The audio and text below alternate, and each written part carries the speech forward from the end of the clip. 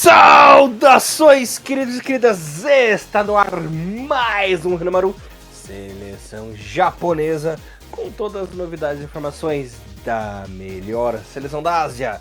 Aqui você ouvinte ficar por dentro de tudo o que rola no mundo da JFA. Bem, como sempre, vocês estão acompanhando Elias Falas, o Barbudo e Alegria, na apresentação. Comentários da lenda Mr. Thiago Henrique Cruz. Tudo bem com você, meu irmãozinho? Saudações, Elias. Bom dia, boa tarde, boa noite a todos os nossos queridos ouvintes. Estamos aí mais uma semana para falar desta vez sobre seleção japonesa. Temos amistosos, seleção já convocada e também todos os resultados prematuros que levaram à eliminação da nossa seleção sub-20 na Copa do Mundo que está acontecendo na Argentina. Estes são os dois assuntos principais do Renamaru de hoje. Já de antemão, já peço desculpa já para minha voz um pouco mais baleada, já que estou um pouco engripado. O Elias também está se recuperando de uma gripe, então, como o Elias falou em off, hoje vai ser um programinha um tom abaixo no que a gente está acostumado, mas vamos lá que os trabalhos não param. E Elias, vamos então começar falando sobre seleção sub-20? Pode ser? Vamos lá. Como se diz, o programa sênior hoje, né? Lembrando que semana passada eu estava no DM, não pude gravar o Renamaru J-League justamente por isso. Me recuperei, mas tô engatinhando. O Thiagão tá naquela fase enxuga, mas não seca, né, Thiagão? E a bola segue rolando. Galerinha, o Japão está fora prematuramente aí do Mundial Sub-20, né? Lembrando que a equipe entrou no grupo C com seleções como Colômbia, que terminou em primeiro com 7 pontos, em segundo Israel com 4 pontinhos, inclusive foi o Algoz, né, que derrotou a seleção japonesa, em terceiro o Japão com 3 pontinhos e Senegal em último com apenas 2, né? Lembrando que a seleção japonesa teve a estreia diante da seleção africana, né? Vitória aí por 1-0, um gol do Matsuki logo no primeiro tempo, né? Aos 15 minutos. Parecia que a coisa estava muito bem para a seleção japonesa na segunda partida, mas a virada veio, né? O Japão derrotado por 2-1. Nosso querido Yamane chegou a abrir o placar no primeiro tempo, mas no segundo tempo Asprilla e Angel viraram para a Colômbia. Coisa que aconteceu também contra a seleção de Israel, né? No terceiro jogo, o Japão saiu na frente com o Sakamoto no primeiro tempo. Veio o segundo tempo, Israel virou com o Navi e com o Sênior, lembrando que tá meio irregular, né? Como é que o Sênior faz gol no jogo sub-20 brasileiro? Que piadinha horrível, né? E mesmo com um jogador a mais, né? A seleção do Japão não conseguiu segurar a seleção de Israel e perdeu de virada por 2-1. Thiagão, começou bem, começou vencendo, mas aí o Japão japanzou, né? Levou 2 viradas nos próximos jogos aí que antecederam o Mundial, inclusive por ter terminado com 3 pontinhos e -1, né, de saldo, não conseguiu aquelas famosas vagas dos melhores terceiro colocados, né? E rodou prematuramente aí na primeira fase, né? Eu lembro que muita gente estava botando uma expectativa grande aí nessa seleção japonesa pro Mundial, com bons nomes, uma pesada talentosa. Mas aquela velha história, Thiagão. Inclusive uns amigos nossos ficaram revoltadíssimos com essa eliminação do Japão aí. Pô, pesada peidou, pesada pipocou, não pode ser assim. Mas galera, futebol é exatamente isso, né? Futebol de piá, futebol sub.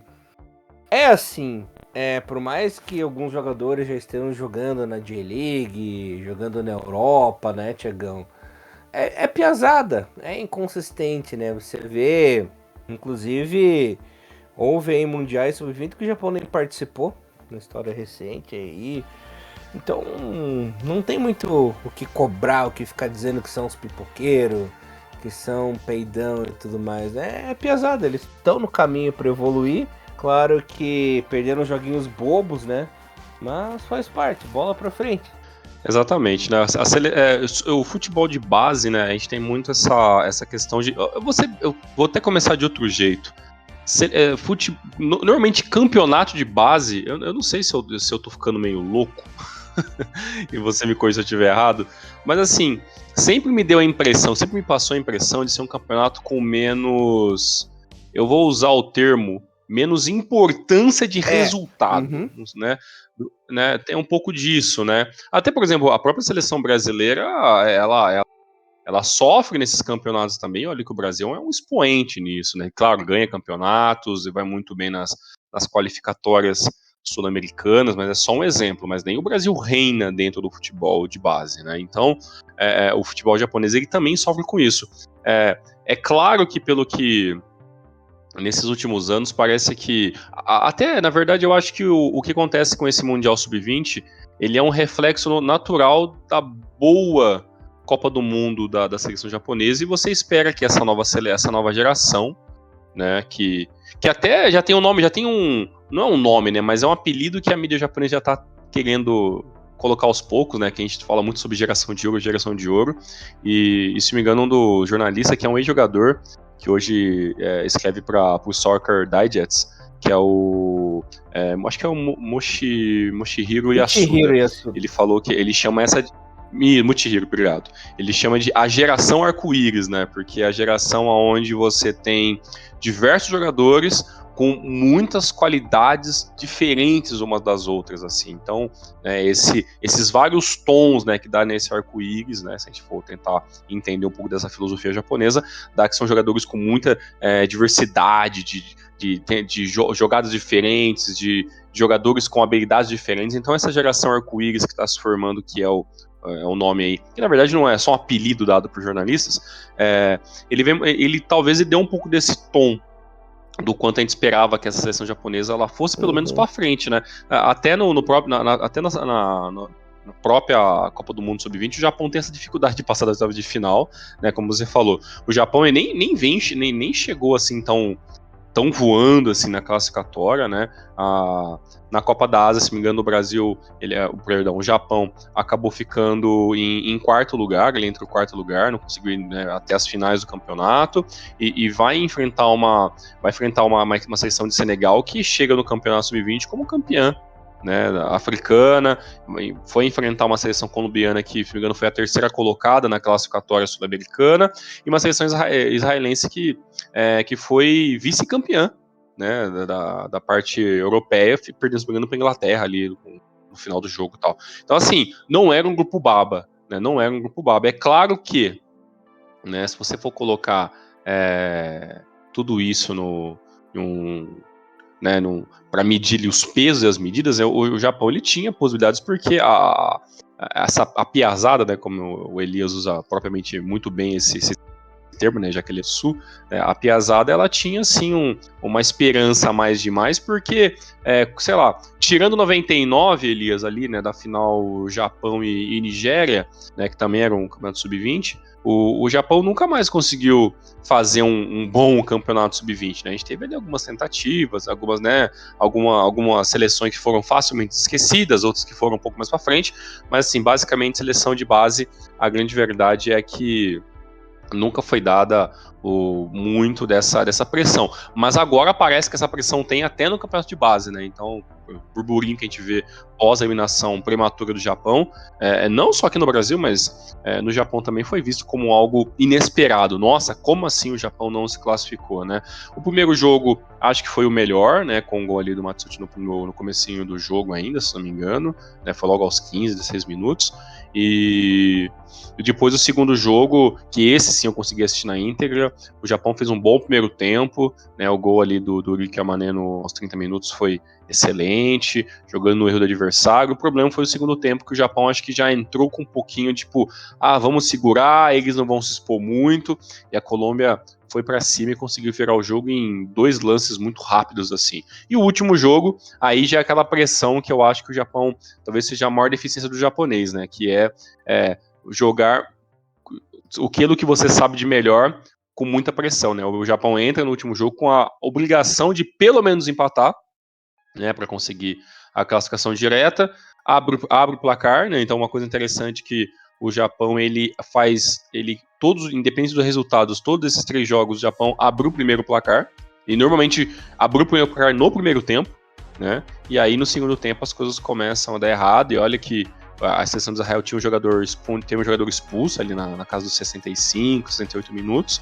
e nesse momento o jogo ainda estava 1-0 para o Japão, então, 1-0 com um jogador a mais, tá tudo ok para a equipe se organizar, né? Mas aí, né, vem o fator que as análises de futebol meio que tentam resolver, né? Que aí é aquele fator a mais que Israel acabou encontrando, empatou o jogo, e depois ali numa jogada maluca ali consegue o gol de virada ali nos acréscimos finais e consegue a classificação no lugar do Japão, e o Japão fica a ver navios. E uma coisa que eu tava achando interessante, Elias, até porque, que nem a gente fala, a gente nem acha assim o fim do mundo o Japão ter passado de fase, e nem acha também é uma geração que pode esquecer. Não, é só um campeonato de base.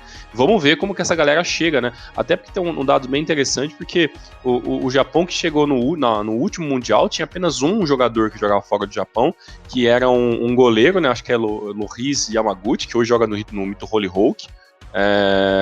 E era o único jogador assim estrangeiro que já estava, né, jogava uma equipe estrangeira, né?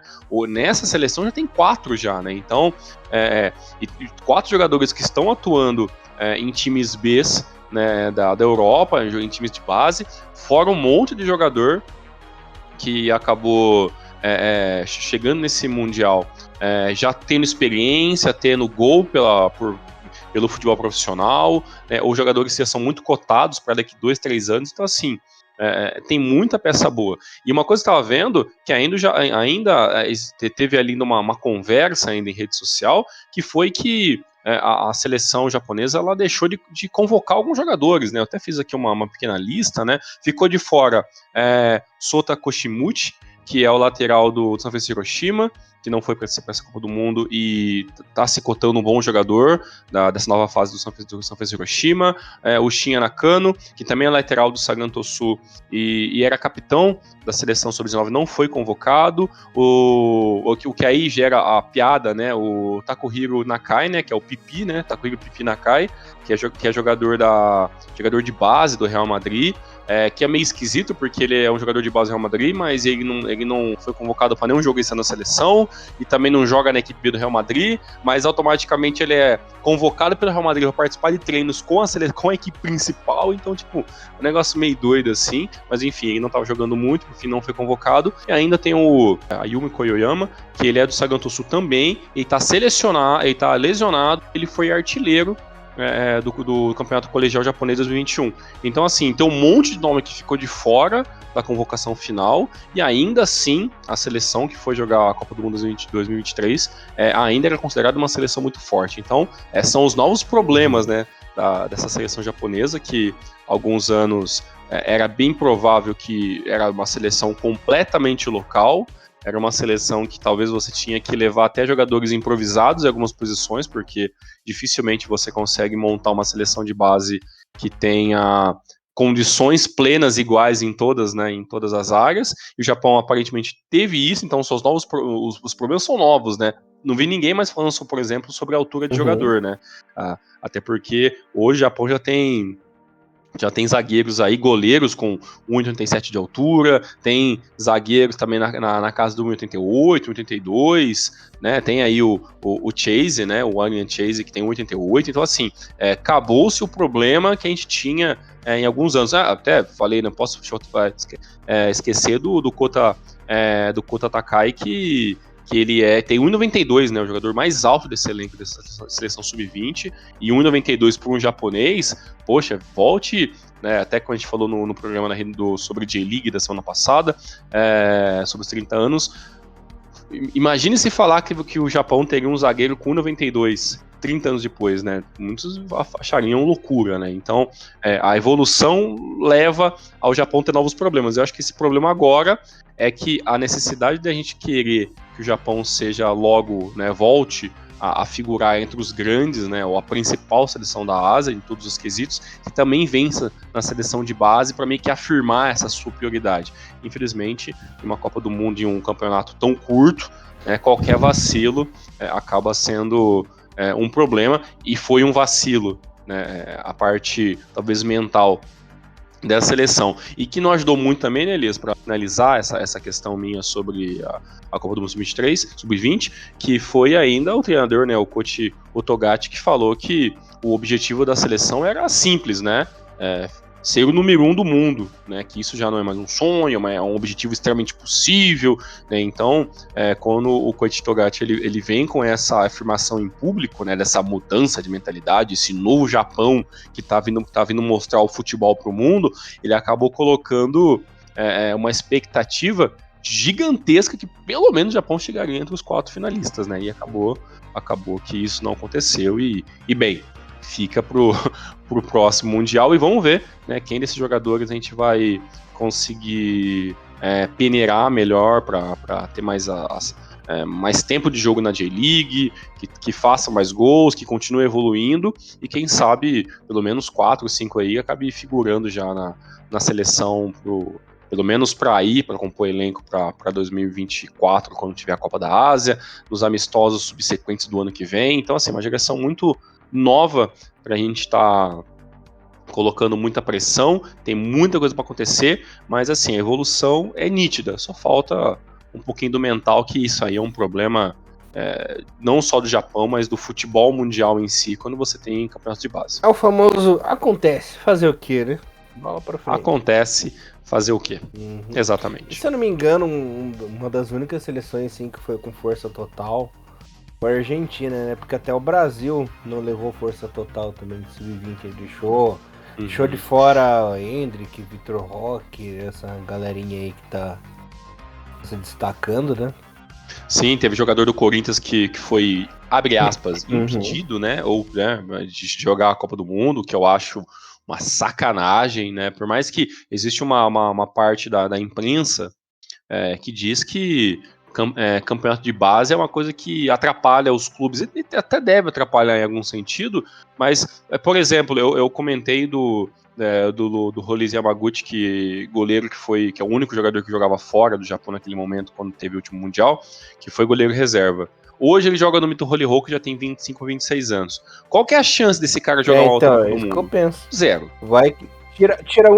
Tira a única chance do cara jogar uma Copa na vida, né? Por mais que seja de base. Exato. Às vezes sejamos francos, né, Elias? Tem muito jogador aí que talvez nunca mais volte a vestir a camisa da seleção japonesa, ou de qualquer seleção do mundo. E você tirar a chance desse garoto, né, de participar de um sonho, que é disputar a Copa do Mundo, porque o clube precisa de você, e no caso, por exemplo, do meu time, que é o Corinthians, não deixou uma molecada aí, e a molecada é banco. Né? Então, assim, como é que será que fica o psicológico desse cara, entendeu? Como que será que fica a frustração dele? Pô, eu sou profissional, eu tenho que pensar como profissional, puta, mas era talvez a primeira e talvez a única chance que eu vou ter de disputar a Copa do Mundo, né? Então, é complicado, né, cara? É no mínimo complicado. Você conhece bem esse jogador do Corinthians ou não? Se me engano, acho que é o Pedrinho, eu vou até digitar aqui, se me engano, porque... E pensa bem, por exemplo, que eu dei o exemplo desses dois jogadores, do Vitor Roque aí, do Hendrick, né? As chances deles chegarem numa seleção brasileira são muito maiores que desse Pedrinho, por exemplo. Não menosprezando o jogador, é claro. Mas são caras que já estão no time principal, né? Nos times principais aí, nos titulares, na carreira de clube, né? Agora você pega uns caras assim que nem você disse, talvez nunca mais vão aparecer em alguma seleção, ou vão aparecer em clubes de Série A, por exemplo, né? Pois é, e eu até, quando você falava, eu fui googar aqui, ó, isso mesmo, o menino Pedrinho, por exemplo, tá pela seleção sub-20, né, só um exemplo que o jogador brasileiro tem 70 jogos, 14 gols, né, e pela seleção sub-17 chegou a fazer 25 jogos e 11 gols. E é um garoto jovem de tudo, então como é que você chega pra um garoto de 19 anos, 8 anos e fala assim, pô, cara, você não... o clube talvez precise de você em algum momento, a situação do clube é difícil, então, cara, a gente vai pedir pra você não ir pra Copa do Mundo, entendeu? E aí e ainda assim, o jogador é jovem, então ele não é titular, então ele vai ficar no banco da equipe, vai ficar treinando, enquanto ele vai ver lá os seus amigos disputando o sonho deles, né, que é a Copa do Mundo. Então, É bem complicado, cara. Então, eu fiquei pensando nisso também enquanto eu via esses jogos da seleção japonesa, assim. Porque, tudo bem, o Matsuki, todo mundo, né, jogador do FC Tokyo, né, já fez gol pro FC Tokyo e tudo mais. E, ó, esse é um bom nome, né. Aí você tem o Fukuda, né, atacante, que hoje já joga na Bundesliga. Você tem o Issa Sakamoto, jogador de Gamba Osaka, emprestado pro Fagiano Okayama, né. Você tem outros nomes aí interessantes. Pô, Ari Chase, sabe? Você tem nomes, né? Kota Takai, você tem Rico Yamane, tem vários jogadores que eu acho que a gente vai acabar peneirando para a seleção principal, com certeza. E às vezes até outros nomes que eu não citei aqui. Mas a maioria deles nunca talvez vão figurar. Né? Por exemplo, dos goleiros mesmo, eu acho que tem que dar muito tempo para eles, porque todos estão muito literalmente verdes, assim, para sequer tentar uma equipe principal, né? Então e dos goleiros. Dois jogam ainda em time em futebol colegial, perdão, universitário, e um tá no. Hoje, né, o Haruna, ele é do Mito Holy Hockey, e hoje ele tá sendo o goleiro titular, porque o Luiz Yamaguchi, né, que eu citei, tá machucado, então hoje ele é titular, mas quem vai saber que esses jogadores vão chegar numa J1, vão conseguir, né, ir para a Europa, cara, é muito complicado, sabe? Então, eu acho, às vezes, que a mídia é meio cruel, assim, sabe? De tratar, tipo assim, se não é Copa do Mundo, ou, sei lá, Copa América, Copa da Ásia, tudo é uma bosta, né? E não é assim, né, cara? Então, eu imagino que eu considero que ficaria frustrado se eu tivesse talvez a única chance e não conseguir ir. Então, realmente é complicado. E tem uns exemplos, disso do exemplo de goleiro, né? Por exemplo, Kawashima, né? O Kawashima, ele foi o goleiro do Mundial Sub-20 de 2003, né? Uhum. E olha quantos anos depois que ele foi receber uma oportunidade. Em 2008 só. Muito Convocado tempo. pela primeira vez ali. E só foi convocado porque o Kawaguchi quebrou a mão. E tinha lá o Nishikawa, o Narazaki era o titular, né, e tal. E mesmo assim, só em 2010 que ele foi virar o titular da seleção para jogar uma Copa, né? Pensa, então foram 7 anos para ele chegar na seleção japonesa. Até próprios jogadores que eram excelentes jogadores na base e nunca renderam na seleção ou sequer foram convocados para a seleção principal, como Robert Cullen, né, que era o queridinho de seleções de base, nunca chegou a atuar pela seleção principal. Aquele Hirayama, né, até chegou a ser convocado em alguns jogos, mas ele era o terror da base, né, tinha como fazer gol na base, não rendeu. Olha o Big Rafuna, né, que foi titular lá em 2005. Olha quantos anos ele demorou para chegar na seleção, para ser convocado. Ele só foi convocado porque a gente tava num período bosta, assim, para atacantes, né? Chegando perto da Copa 2014 ali, então... E se você pegar nome por nome, demora muito. Até o próprio zagueiro, né? O Naoya Kondo, o Hiroki Mizumoto demorou um tempão pra chegar. E é uma galera, né? Uma galera. E o Nemoto, que também já foi cotado como, É, né, um defensor bom pro Japão e também nunca teve chance de nada, até porque não era tão bom assim também, pô. Então, assim, é muito, é muito difícil, cara. Então, assim, chegar na seleção é um ápice, assim, muito. Eu acho que pode ser o país mais, sabe, um dos mais pobres do mundo, com mais dificuldades em ter uma seleção organizada, ou ponta. Cara, sempre vai ser 22, 23 nomes ali, e vai ter um monte de garoto bom, de garoto com o mesmo sonho, que vai ficar de fora, né? Então, assim, é muito. É muito. Eu acho que é muita coisa pra gente simplesmente falar que é um número, né? É só um amistoso, é só uma competição de base. Não, não é uma competição. Vai falar isso pro garoto que hoje disputa, né, a Copa do Mundo Sub-20, Sub-17, Sub-15, né? Vai falar pras meninas que hoje jogam Copa do Mundo do futebol de base. Não, isso aí é só uma copinha do mundo feminina, tá? Ninguém se importa, viu? Vai falar isso pra ela, sabe? Só quem tá lá sabe o quanto é difícil, né? Então realmente né, eu vou dar um exemplo aqui de Curitiba, cara, de 20 anos atrás. No Curitiba tinha o Marcel, que era o atacante, né? Inclusive foi um dos artilheiros lá do Brasileirão 2003. E no Atlético tinha o Dagoberto, né? Uhum. Eles falavam assim, nossa, o Dagoberto e o Marcel, eles vão ser o futuro da seleção brasileira. Os caras vão chegar na seleção principal, vão jogar a Copa do Mundo, vão arrebentar e tudo mais, né? Porque realmente eram duas joias assim do futebol paranaense que estavam surgindo para brilhar. E inclusive até jogaram aqueles jogos pan-americanos, né? De Santo Domingo, 2003 e tudo mais. Nada, né? Nem chegaram na seleção brasileira principal. Caramba. Até tiveram carreiras boas, né? No futebol brasileiro e tudo mais. Porque, pô, dois caras que eram tratados como joias, fenômenos, assim, não chegaram nem perto na Tá vendo? seleção principal, né? Então é difícil, né, Thiago? Não, sim, com certeza é muito difícil e é por isso que eu particularmente não vou condenar ninguém, não deu certo, bola pra frente, como o Elias falou, vamos esperar os próximos jogos, provavelmente, porque a seleção de base joga bastante, por mais que isso não chegue muito aos nossos ouvidos, né, tem muita competição paralela, tem muita coisa acontecendo, e vamos ver, porque já que a competição sub-20 é o último passo para você migrar para a seleção principal, vamos ver agora quem que esses jogadores vão ter essa possibilidade, né, de poder estar aparecendo para os futuros amistosos e quem sabe, né, para a seleção principal, que claro, esse é o objetivo principal de todos eles. Maravilha, Tiagones.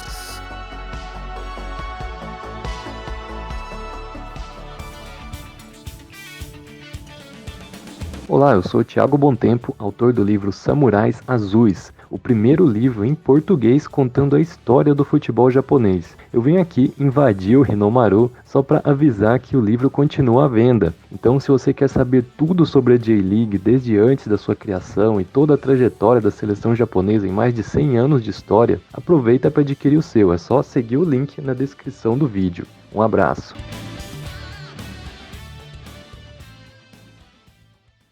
Bora pra seleção principal agora, rapazinho? Bora lá, Elias. Maravilha. Bom, antes de a gente anunciar aqui a convocação para os amistosos do dia 15 e 20 de junho, né? Dia 15 enfrenta a seleção de El Salvador, dia 20 enfrenta a seleção do Peru. Eu quero trazer uma notícia de última hora e uma excelente notícia. Finalmente parece que a JFA tá tomando consciência, né? Quer novos desafios. Já saiu a notícia, foi confirmado que o Japão enfrentará a seleção da Alemanha lá em setembro. E olha só, Tiagão, na Alemanha, né? Finalmente um amistoso aí fora de casa, um amistoso bom, né? Dia 9 de setembro lá no estádio do Wolfsburg, né? Aquele estádio Volkswagen Arena lá. Jogando fora de casa com uma seleção, né? Uma seleção top de linha que inclusive nós derrotamos na Copa do Mundo. Finalmente a JFA tomando vergonha na cara e marcando amistoso bom fora de casa, né? Vai ser aí um excelente teste. Exatamente. Setembro, então, a gente vai ter um jogaço de bola, né? Não vai ser apenas um jogo, né? O Japão deve logo anunciar um outro amistoso e provavelmente vamos ter finalmente uma data FIFA com o Japão jogando 100% fora de casa, né? Porque imagino que o Japão não vá fazer o amistoso no Japão e depois vai para a Alemanha, né? Deve fazer talvez 2 amistosos europeus, né? Ali por perto da Alemanha, então talvez a Alemanha e mais uma seleção. Então estou esperançoso aí para ter uma data FIFA bem interessante em setembro. E esta data FIFA já anunciada, esse amistoso da Alemanha já anunciado, me tirou uma dúvida que eu tinha, né, Elias? Porque a gente ia falar da convocação, e assim, a convocação do Japão para agora, tudo bem, né? Ciclo novo, menos tempo para preparação para a próxima Copa do Mundo, teve um monte de jogador que não foi convocado na última convocação e tudo mais, isso aí a gente já sabe, já decora e salteado.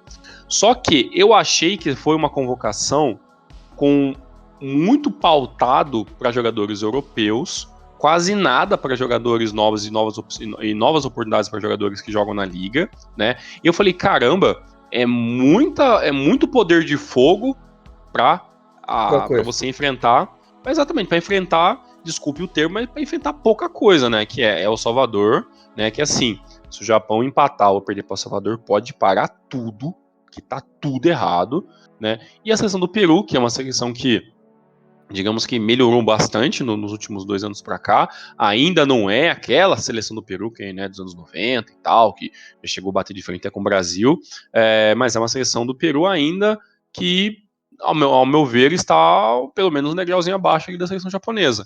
Então, na teoria, são 2 amistosos que o Japão tem condições de vencer, né? Ainda mais jogando em casa, é um fator que aumenta ainda mais para a seleção japonesa, apesar dos últimos amistosos não terem sido uma beleza, mas o Japão fez uma convocação extremamente forte, com pouquíssima chance para alguns jogadores novos, o que eu achei meio esquisito. Agora, sabendo que em setembro nós temos uma pedreira, que é um amistoso fora de casa contra a Alemanha e provavelmente mais uma seleção europeia, aí a coisa muda um pouco de figura, né? Então esses amistosos, eles vão ser basicamente preparativos para o grande amistoso de setembro. Então agora as coisas fazem um pouco mais sentido na minha cabeça. Não duvide que nesse de setembro faça uma convocação Bostola, né? Não, aí não é possível. Aí eu não quero acreditar nisso. A gente já passou dessa fase, pelo amor de Deus. Mas você, Elias, por favor, eu não vou nem pedir para você falar, recite para nós a convocação dos amistosos de junho, por gentileza. Vamos fazer aquelas apresentações clássicas no Japão. Yo! Cara, não, brincadeira, galera. Falando sério, a convocação de goleiros ficou com o Daniel Schmidt, Kosuke Nakamura e o retorno do Keisuke Osako, né, voltando aí à seleção principal japonesa depois de um tempinho, né? Achei justo também o retorno do Nakamura Kosuke, porque ele fez uma baita temporada no Portuguesão, né, Thiagão, sendo titular ali na equipe do Portimonense. Jogador importante, né, vital aí na campanha da equipe portuguesa. Daniel Schmidt também, né, muito provavelmente nesses 2 primeiros anos ele será aí a principal figura na meta japonesa, né, Thiago? Até por ter jogado a Copa, né, ser mais experiente. E o Nakamura Kosuke e o Osako vão ficar aí colinha, né, às vezes até pode pintar um Tani aí, né, de vez em quando, os goleiros mais de base, né? Então vai concordar comigo que foi uma convocação muito justa aí na meta japonesa. Sim, sim. Na parte defensiva aí temos o Itakura, não mudou muita coisa, né? Ko Itakura, o Shogo Taniguchi, o Ito, temos aí o Ayumu Seko, né, Thiagão? O Grasshopper, o Yukinari Sugawara. E a grande novidade na parte defensiva é o Ryoya Morishita, né? Do Nagoya Grampus, que vem fazendo um bom campeonato também, né? Exato, não percam as contas, até agora são apenas 2 jogadores que jogam na liga local, né? O goleiro Osako, né, que são fez Hiroshima, e agora o Morishita do Nagoya Grampus. Para mim, desses defensores aí, o único que eu estou com aquele símbolo de interrogação é que eu gostaria muito de saber se o Shogo Taniguchi não vai decair o seu nível jogando agora no Qatar, né? Então, ele talvez é o único que eu gostaria de observar um pouco mais durante os jogos, né? Porque é inevitável você imaginar que o Shogo Taniguchi não venha para ser o zagueiro titular dessa seleção, ele venha para ser um jogador de segundo tempo, né? Então vamos aguardar. Foi uma boa peça, né? Uma boa peça surpresa nessa última Copa aí. Fez uma boa Copa, Taniguchi. Sim, com certeza. Ele até lembrou o caminho do... Puxa vida, aquele zagueiro que o Bom Tempo adora, cara, que ele tirava sarro lá. Foi jogar no Qatar também, jogou Copa da Ásia. Caramba, agora o nome dele agora. Se você lembrar, você fala pra nós, que de cabeça também não estou lembrando. Não tem muita importância, ele era ruim. No meio campo, aquele mais basicão também, né? O Wataru Endo, Dioneito, Doan, Daichi Kamada. Os retornos do Cubinho, né? Cubinho abençoado aí, lutando a seleção. Hidemasa Morita, Kaoru Mitoma, né? Yuki Soma também. O Hayao Kawabe. Temos o Keito Nakamura, né? Convocados. Ele voltou também, Thiagão. Reo Hatate ganhando mais uma oportunidade aí. Seleção, aleluia, né? E as novidades da J-League, né, Thiagão? Takumi Kawamura do Hiroshima e o Sota Kawasaki do Kyotão da Massa, Thiagão. Exatamente, meio campo, né, praticamente os melhores que a gente tem nesse momento, principalmente os que estão jogando fora do Japão. Acredito que no caso o Kawamura e o Kawasaki eles vão para compor esse elenco, para fazer treinamentos e ver como que funciona. Talvez ganhe alguns minutos ali jogando contra a seleção de El Salvador, mas é mais provável que realmente eles foram mais para ter essa primeira experiência, né? Para mim, o meio campo impecável até esse momento, né? E claro, talvez de todos os nomes ali, o que tá mais em baixa talvez seja o Kamada, talvez, né, Elias? Que não fez já sabendo que não ficaria no Frankfurt, fez uma metade de uma temporada bem abaixo, né, foi até criticado, né, pela sua postura, não vou dizer corpo mole, mas tem gente que não gostou muito da postura dele nos últimos 2 meses, né, com a equipe. E agora ele já é recém-contratado do Milan, né, já foi confirmado isso já. Temos mais uma vez um japonês jogando uma equipe importantíssima do futebol italiano, e desejamos aí toda a sorte do mundo aí pro Kamada, que ele mostre, né, no Milan aquilo que a gente sabe que ele sabe jogar. Seja mais uma camada importante na história do Milan. Exatamente. E mais uma chance de ouro aí pro Tati, que não teve uma primeira boa convocação. Vamos ver se agora ele consegue mostrar aquilo que a gente também já tá cansado de ver e jogando muito bem no Celtic. Maravilha. E na parte do ataque, temos Takuma Asano, Ayase Ueda e a duplinha infernal do Celtic, Maedinha, e o retorno dele, do filho pródigo, Ogo Furuhashi. Filho pródigo. Ok. Bem, o problema é que o Takuma Asano fez gol na última rodada. Esse é o titular. Temos esse problema ainda a ser resolvido. Elias, por favor, fale você primeiro. Eu sei que de todos os nomes aí, claro, o nome que vai mais saltar a lista é o retorno do Furuhashi. Fala pra gente aqui o que você espera desse retorno para a seleção, que você sabe, né, que na última passagem também não foi assim o que a gente esperava, né? Que seja um bom retorno aí do Furuhashi, seleção que infelizmente ele não conseguiu mostrar o que ele sabe, que a gente sabe muito bem, inclusive já terminou essa temporada como artilheiro da Liga Escocesa com 25 gols, inclusive nenhum de pênalti. Sim, aí, verdade. Todos os seus gols, nenhum gol foi de pênalti. Eleito o melhor jogador da Liga Escocesa também, né, Tiagão? Então, o cara que tá com muito prestígio lá no futebol europeu, seria muito difícil do nosso querido Muraço segurar alto o rojão, não convocando, né? Porque é muita pressão mesmo, né? Deixar o cara de fora. Mas tô achando que será aí um bom retorno. Finalmente ele vai desencantar e fazer seus golzinhos. Só achar um jeito dele jogar parecido com o que joga lá no Celtic, né?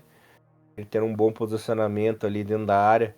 Porque na seleção, querendo ou não, o atacante ele acaba voltando um pouco mais, né? Pra marcar, ele no meio campo e tudo mais. No Celtic ele tá mais acostumado com aquela mamatinha, né? Quando a bola chegar nele ali. Ele não chega muito mais fácil, né? Chega muito mais fácil. Ele não precisar ter que buscar jogo, ter que voltar e tudo mais, né?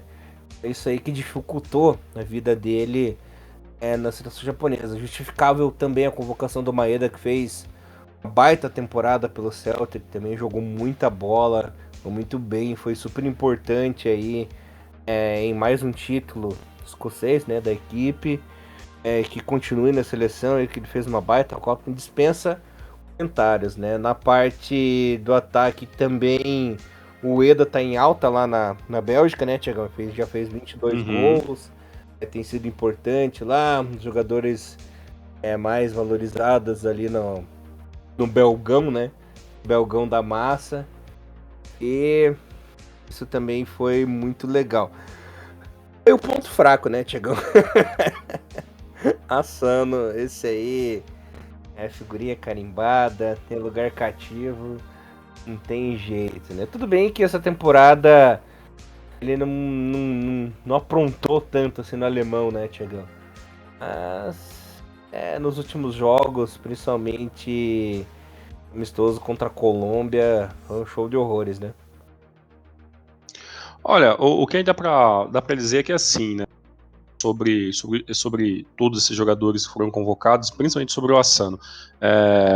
Uma coisa a gente tem que dar o braço a torcer, né? Ninguém cuida tão bem do próprio físico quanto o Asano, né? Então, de todos os atacantes, ele é o fisicamente mais preparado, né? Pra tomar porrada, pra, né, tentar ali uma dividida com o zagueiro, porque ele, no último gol que ele fez ali pelo campeonato alemão, ele fez questão de tirar a camisa e tal, então você vê que ele realmente tá, como diz a galera que ele tá fibrado, né? Então, o que falta talvez ali... Tá no shape, né? Tá no shape, exatamente. Agora só falta o Asano, eu acho que ele tem que parar e tentar dividir muita coisa aérea, assim, sabe? Bola aérea não é a bola do Asano, então pra mim eu acho que ele tem que tentar ganhar no corpo e dominar a bola, né? E mais domínio e menos aquelas jogadas que você tenta resolver de qualquer maneira, pegando de primeira. Então, realmente, isso não é a boa do Asano. E, assim, dessa seleção que foi convocada, se a gente for parar a pensar, a gente tem 4 jogadores que foram destaques absolutos nas suas ligas, né? Como jogadores japoneses, né? Então, você tem Furuhashi fazendo uma temporada ímpar, MVP, né? Gol a dar com pau na Escócia.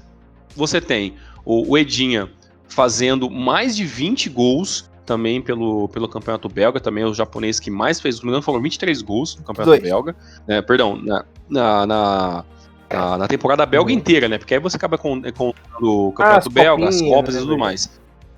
Exato. Tem o Keito Nakamura, né, que joga na Áustria, no LASK, né, também uma temporada também inacreditável, 17 gols, 8 assistências, então assim, contando, claro, a Bundesliga austríaca, mais as Copas, então é um campeonato ímpar. E a gente tem, né, que aí eu faço a minha culpa, o jogador que eu já admiti aqui que não tinha muita paciência e comecei a rever meus conceitos, que é o Cubinho, né? O Takefusa Kubo fez uma temporada incrível pela Real Sociedad, né?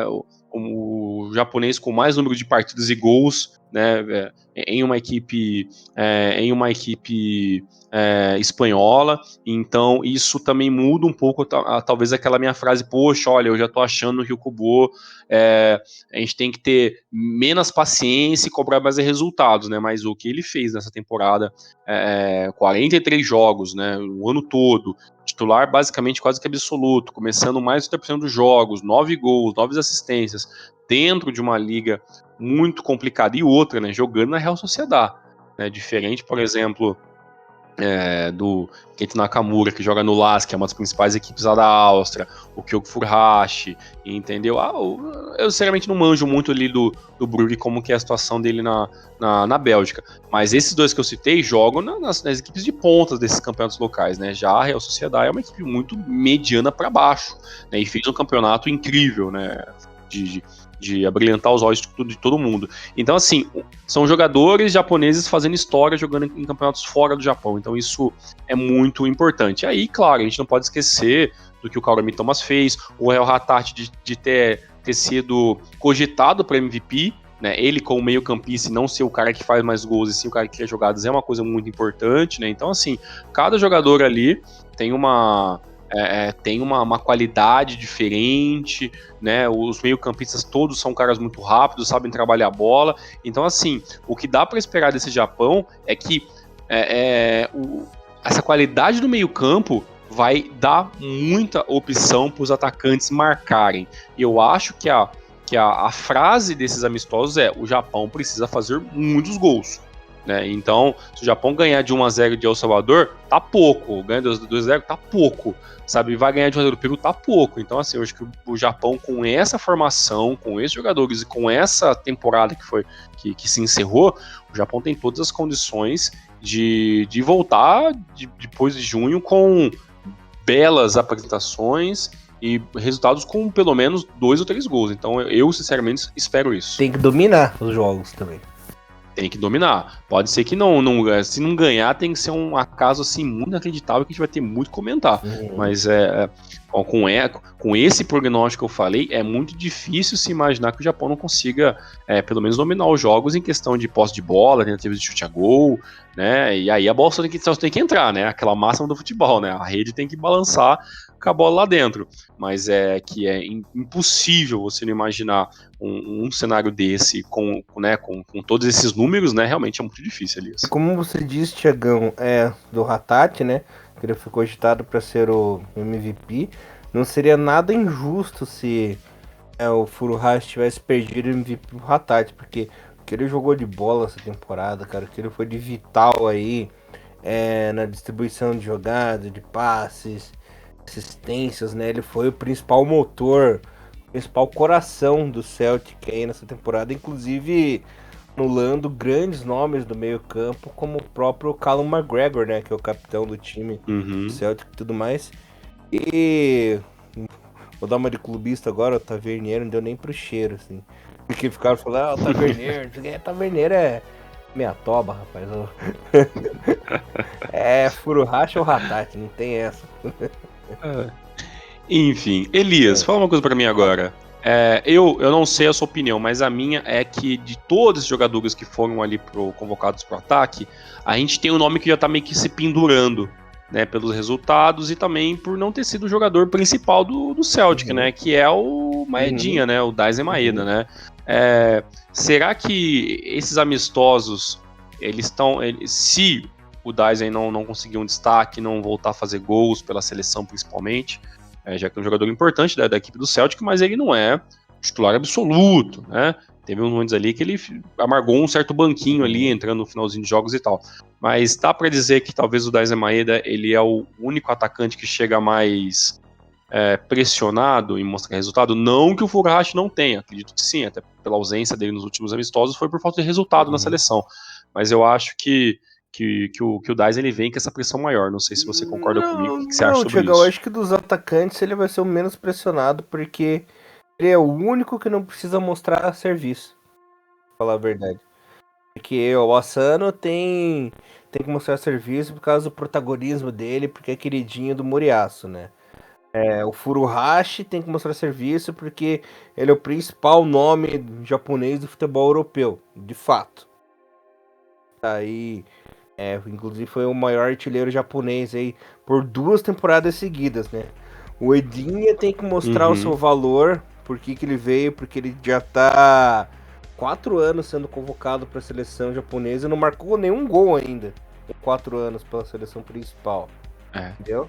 Tem isso também, isso então, é verdade. O Maeda, ele tá no papel dele. Ele tá sempre sendo convocado, jogou a Copa, foi titular na Copa, botaram ele numa bucha desgraçada na Copa do Mundo e ele correspondeu à altura, inclusive muito melhor do que todos esperavam, né? Inclusive marcando gol em oitavas de final da Copa do Mundo. O Maedinha tá numa dele, na boa, curtindo o papel dele, né? Tá jogando bem no Celtic, joga bem na seleção também. Agora, se for para parar para pensar sobre pressão, o que mais está sendo pressionado ali é o Edinha, que até agora não fez nenhum gol na seleção, né? Já tá aí há tanto tempo, jogou Copa do Mundo, enfrentou Costa Rica, que era grande chance dele fazer alguma coisa, e nada, né? Inclusive, tem jogadores ali que estão babando para entrar no lugar dele, babando na nuca do Edinha, como o próprio Mátino, né, Tiagão? Do Belmari, né? E o Nishimura também, do Marinos, tá babando para conseguir uma vaguinha ali na seleção principal, né? Então eu diria assim, de todos esses que realmente tá na corda bamba ali, que tem que mostrar serviço, o Edinha, embora ele seja muito protegido, o do Moriyasu também, né? Não, com certeza, né? Tem essa questão da proteção que não. Se a gente falar que não tem, a gente tá, né, de olhos vendados, 4 anos claramente. Gol, né? né? A gente foi ver Copa América, né? 4 anos nenhum gol, a gente foi ver, né? Tem Copa América, né? E ele tava lá e tal, então realmente tem isso mesmo, né?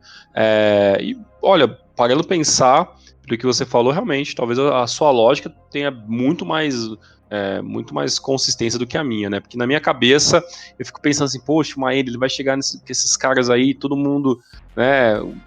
Vários gols e tal, mas o fator gol na Copa do Mundo, o fator tudo que o Maeda vem, até porque talvez ele não venha com essa visão de ser o atacante principal, talvez, né? Talvez ele saiba que o papel dele é fazer parte do elenco, né? Compor o elenco, né? Não ser o camisa 9, né? Do Japão, ou o 11, né? Dependendo qual é a formação que ele vai ser colocado, mas vários desses nomes aí, acho que realmente o Maeda, ele pensando melhor agora, ele para compor elenco, ele se mostra um jogador mais, digamos, mais pronto, né? Pronto ali pra... Porque, pô, como você falou, e você até venceu fácil meu argumento, né? As buchas que foram colocadas no Maeda na Copa do Mundo, para pensar 5 minutos e falar, caramba, realmente não foi fácil muito não, isso é verdade. Não tremeu, né? Foi bem. Com certeza.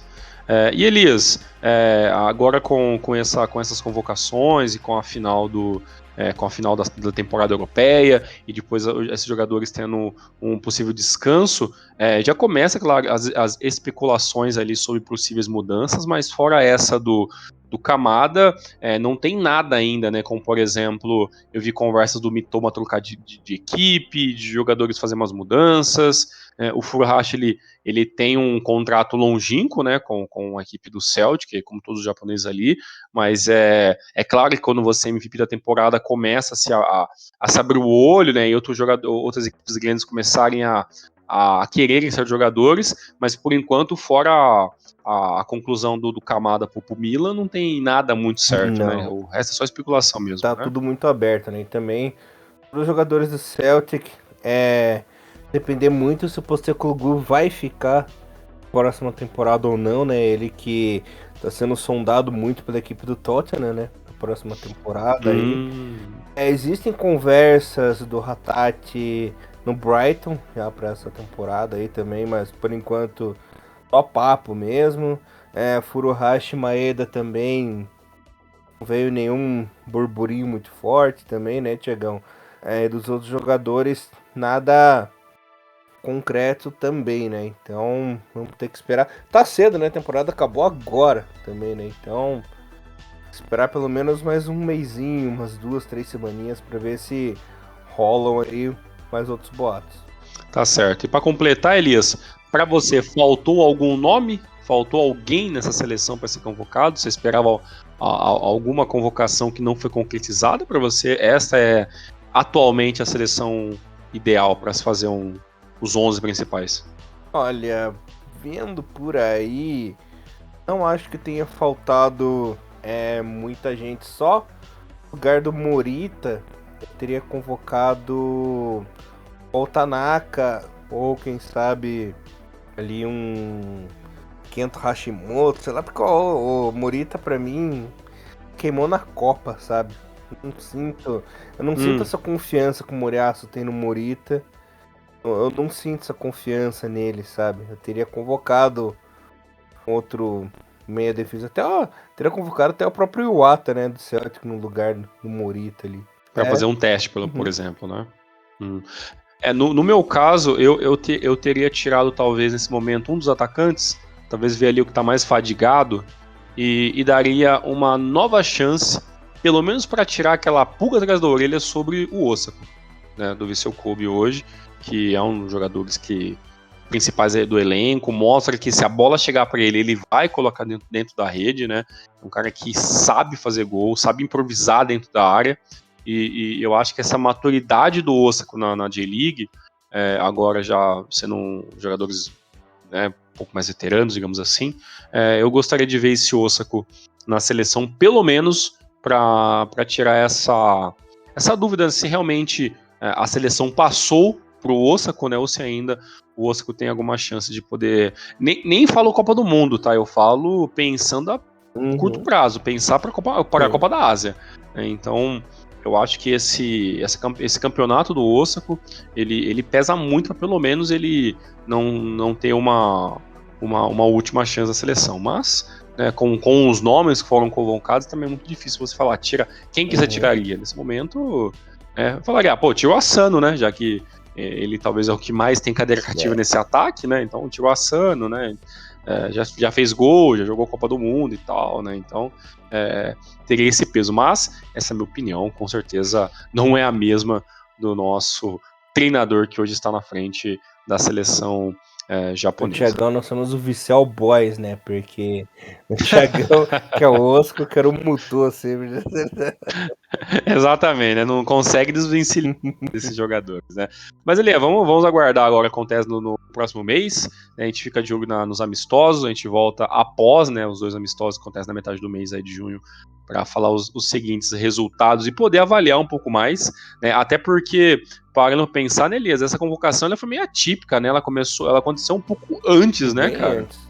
Os jogadores, né, normalmente teve convocação que aconteceu 12 dias antes do jogo, e agora a convocação aconteceu na semana na semaninha passada, se não me engano, no finalzinho da semana passada, e bem, Temos ainda todo o final do mês, temos todo o começo do mês até que a seleção faça ali a sua apresentação. Então, como esse Hinomaru tá saindo agora, né, mas lembrando que os jogos acontecem apenas ali a partir da segunda quinzena do mês de junho. Então, só para vocês não se perderem, o Japão enfrenta El Salvador no dia 15 do 6 às 7h10 da manhã. E depois o Japão enfrenta 5 dias depois a seleção do Peru, também em casa, jogando dia 20 do 6 às 6h55 da manhã, todos esses horários, os horários de Brasília. Maravilha, Tiagão. Mais alguma coisinha que você queira falar? Por mim, fechou. Elias, muito obrigado e nos vemos na semana que vem. Tiagão, é isso aí, galerinha. Nos vemos na semana que vem e...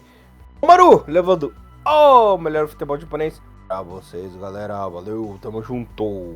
Valeu, forte abraço. Tchau, tchau. Sonara.